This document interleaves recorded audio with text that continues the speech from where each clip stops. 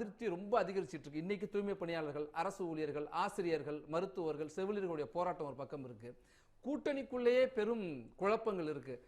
இதுக்கு முன்னாடி பெருமாள்மணி குறிப்பிட்டார், இந்த திமுக அதிக இடங்கள் இருக்க விரும்புது, கூட்டணி கட்சிகளும் அதிக இடங்கள் இருக்குது. இப்போ இந்த தொகுதி பங்கிடுங்கிறதே ஒரு பெரிய சிக்கலா அவங்களுக்கு நெருக்கடியா ஏற்பட்டிருக்க சூழல். இதையெல்லாம் மறைக்கிறதுக்காக தான் மீண்டும் இந்த தேர்தல் சார்ந்து மற்ற விஷயங்களை திமுக தொடர்ந்து மடைமாற்றி கொண்டே இருக்கிறது, மக்கள் பிரச்சனைகளிலிருந்து திசை மாற்றுகிறது அப்படிங்கிறாங்க.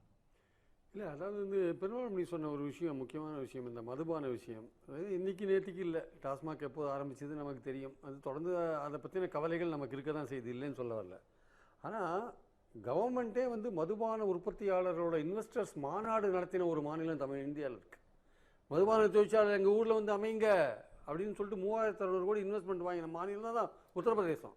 ஜூலை மாதம் நடத்தினாங்க ஒரு மாநாடு. எங்கள் ஊரில் வந்து மதுபான தொழிற்சாலை போடுங்க, சாராயத்தை உற்பத்தி பண்ணுங்க, ஒயினை உற்பத்தி பண்ணுங்கன்னு.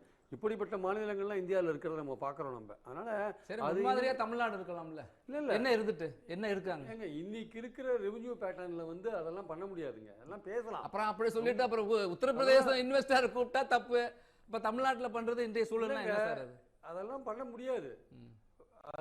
2016 நாங்கள் வந்தால் முதல் கையெழுத்து மது ஒழிப்போன்னு சொன்னாங்க திமுக. அன்றைக்கி ராத்திரி முதல் நாள் ராத்திரி குடிமகன்லாம் என்ன பேசினாங்க? திமுக ஆட்சிக்கு வரக்கூடாதுன்னு தானே பேசினாங்க.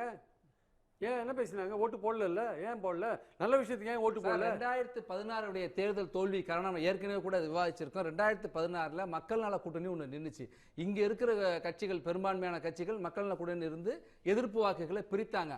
அதுதான் தோல்விக்கு காரணமே தவிர மது விலக்கை நடைமுறைப்படுத்துவோம்னு திமுக சொன்னதுனால தோத்தது அப்படிங்கிறது தவறான பிரச்சாரம் இல்லையா? அதுவும் ஒரு காரணம். 1% ஓட்டுல தான் ஆட்சி எழுந்தாங்க. மக்கள் நல கூட்டணி தான் காரணம். 1% ஓட்டுல தான் ஆட்சி எழுந்தாங்க. அதுவும் ஒரு காரணம். குடிமகன் கூட்டணி